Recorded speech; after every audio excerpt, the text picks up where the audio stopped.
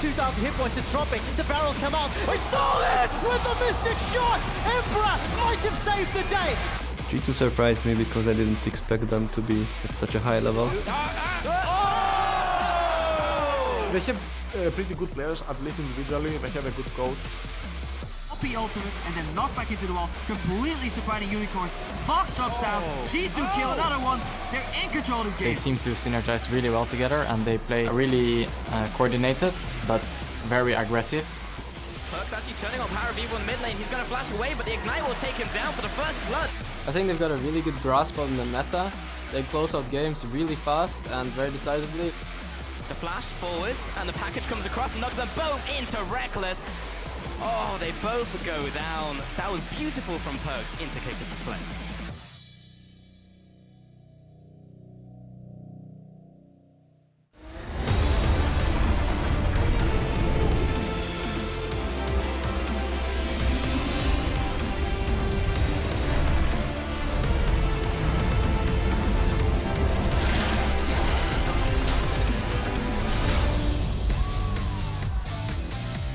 Hello and welcome to the European League Championship Series. We're coming to you live from our home in Berlin, Germany. As you can see what's going on here in the studio.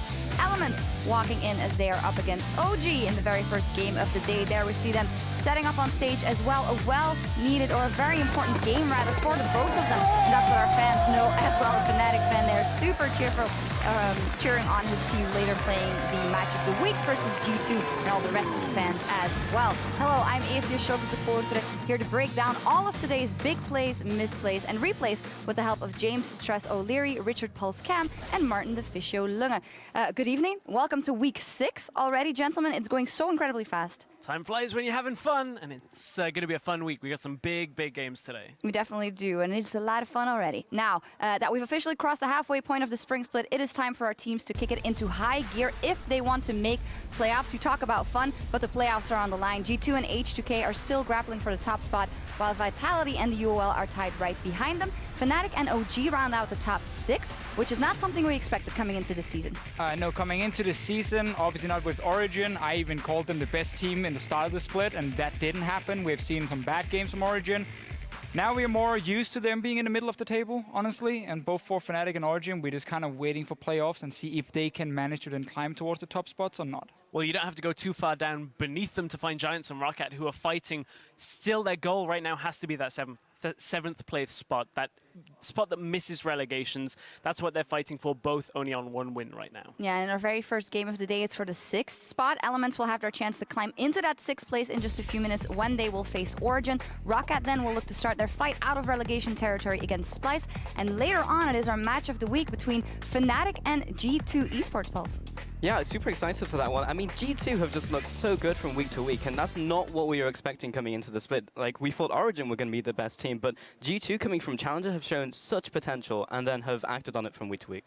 Did lose a game last week, you know, the first one they lost in quite a while, and it was a bad game, honestly, for G2 in terms of how they were team fighting. Normally they're super aggressive and very coordinated, but they missed a lot of engages. That's what happens when you play a fairly risky style. 1 or 2 mistakes and the game is over.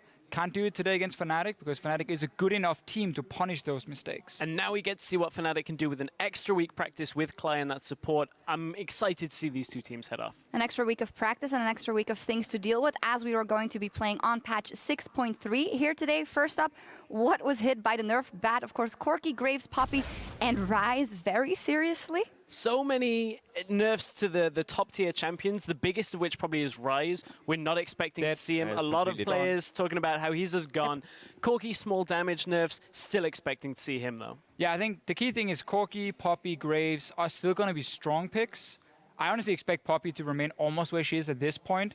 And it just depends on the team. Do you want to play pure tanks, or do you want more carry potential from a Poppy? Do you want the mix that she can bring? Because obviously she has a good laning phase and then becomes fairly tanky.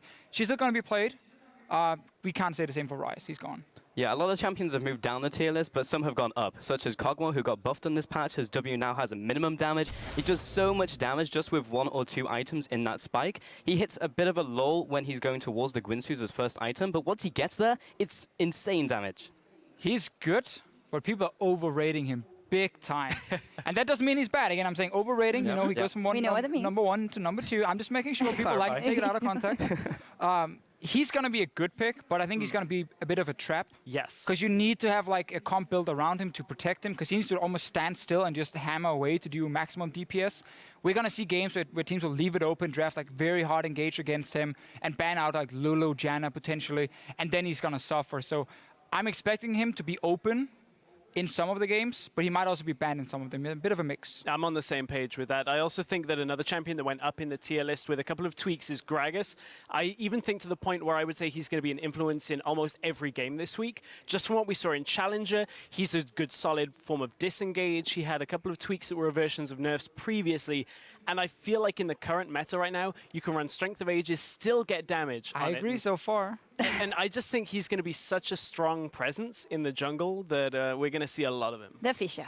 I think we will see some Gragas. I don't think we will see him every game at all. I think still like Nidalee, Kindred, Rek'Sai, Lee Sin, these picks will be there and they will battle Gragas for that spot. He's going to be a solid like tier 2 pick, because Nidalee is the tier 1 right now that everyone wants to go for, but it's going to be banned in most of the games. You can pick him if you want a frontline tank. His ganking is his early game is not the greatest. His ganking is fine, but like his 1v1 against the strong junglers we have now is not going to be the greatest. If he falls behind, he's super weak.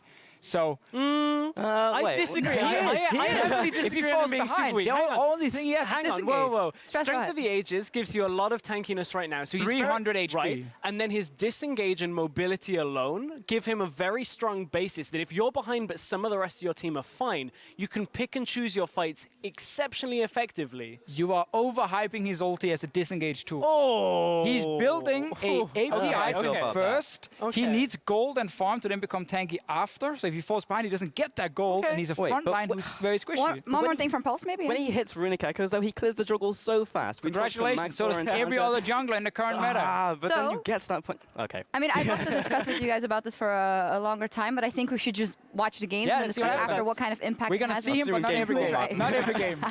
We will see. Something else we need to touch on, though, for the Assassins or the 80 Assassins, Duskblade coming in the mix, how much we will see it, how much it will up the prevalence of picks like Zed. There's been a lot of talk, Kog'Maw, Gragas. What about Zed, guys?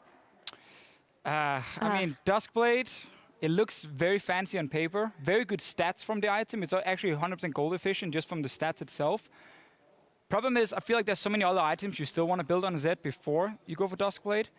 And I still feel like there's so many picks in the meta that counter Zed, like Lulu, Tahm Kench, a lot of the tanks up in top lane. So we might see a little bit more of Zed, but I don't think he's going to be like a massive power pick just because of Duskblade. Yeah, I kind of echo that, because you don't really build a first item, it's more like a second or a third one. And because it's a passive, not an active, only very few champions really benefit from it, because if you just accidentally auto-attack someone, you just lost a 2-minute cooldown. So I don't think we'll be seeing it like every single game, and I don't think it will bring up those AD Assassins to tier 1. The last change we have to talk about is the change to Dragons. Dragon 2 and 4 have been adjusted, given a little bit more strength, but it's not enough to force people to fight over every single dragon. So if you get 4 dragons, 5 dragons, it's going to be a bit stronger, but it's not game-changing. All right, we'll see what happens. And with the new patch in play, we want to know what you are predicting. Tweet at LL Esports with the hashtag EULCS and tell us what do you think is the most impactful change of patch 6.3 and why. There's a lot that our guys have discussed here. We'll see what happens. For now, though, we're going to dial in on the action and our first match of the day between Elements and Origin.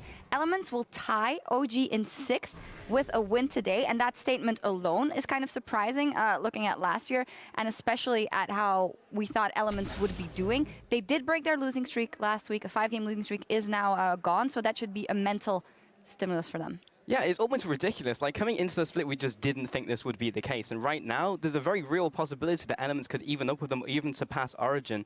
So at the very start, right, like we saw Elements and they were beating the bottom tier teams. And we were like, okay, this is expected. They'll start losing against people who are better than them. And then we saw Origin kind of from week to week do the same thing as Elements. And now we're sitting right here. Yeah, I mean, that is quite interesting. Elements is the strongest out of the bottom 4 teams. But when we take a look at the record from OG against the top 6 teams and the bottom 4 teams, given, okay, OG is also part of the top 6, but they've only booked 1 win against the top 6 teams. And Elements has 0, but it isn't very far apart. This is absolutely crazy for me to look at. I don't think we've ever seen this in the LCS where the bottom 4 teams compared to the top 6 teams, there's that big of a gap in between. Because as you guys can see on your screen, Rocket is the only team in the bottom 4 who's won a game against the top 6 team, and that was week 1, day 1 against Vitality. Yep.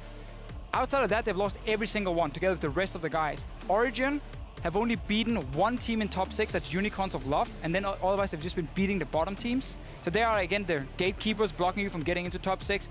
And there still is a big difference, in my opinion, between Origin and the bottom 4. So I don't even think this game is going to be very close. I think Origin is going to be massive favorites to take it. I'm with you. That the gatekeepers, they do seem to be so much better. A lot of that, I feel, is just their ability to inevitably play around Niels. He does, regardless of how Origin look, he still looks like a top-tier AD carry here in Europe. His individual performances have been enough, and I think that is just strong enough to keep Origin getting these wins over the bottom 4. So I don't think they have too much to worry about. If they can work on their improvements in time for playoffs, there is the potential that they can make a run, but they are still in that 6th spot, and they do seem to deserve it.